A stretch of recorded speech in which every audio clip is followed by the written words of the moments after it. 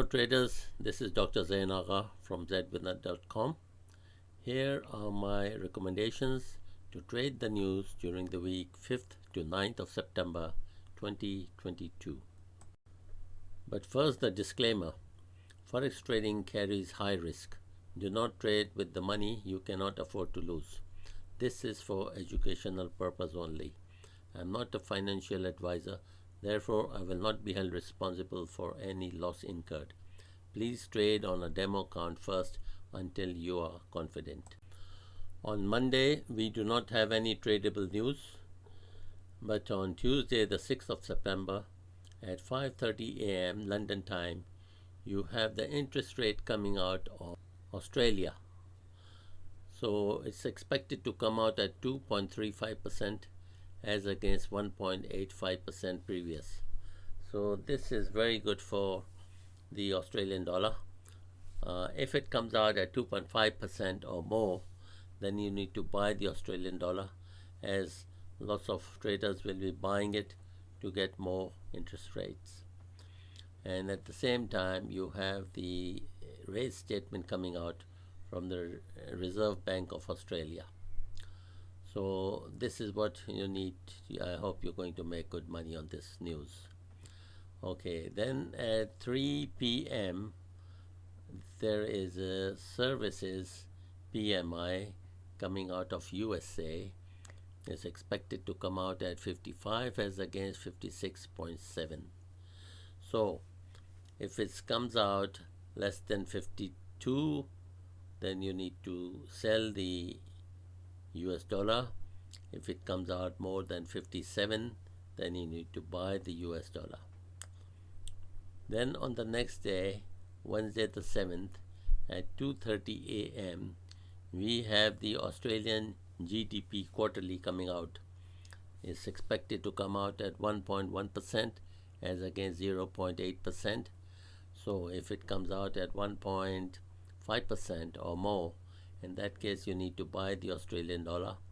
If it comes out less than 0.5%, in that case you need to sell the Australian dollar. And then at 3 p.m. London time on the 7th of September, we have the interest rate coming out of Canada. Now the present interest rate is 2.50 and it's expected to come out at 3.250. So if it comes out at 3.250 or if it comes out at 3.50 or more, in that case you need to buy the Canadian dollar. If it comes out 2.5%, in that case you need to sell the Canadian dollar. Then on Thursday, the 8th of September, at 1:15 p.m. London time, we have the main refinancing rate, which is expected at 1.25% as against 0.5% previous.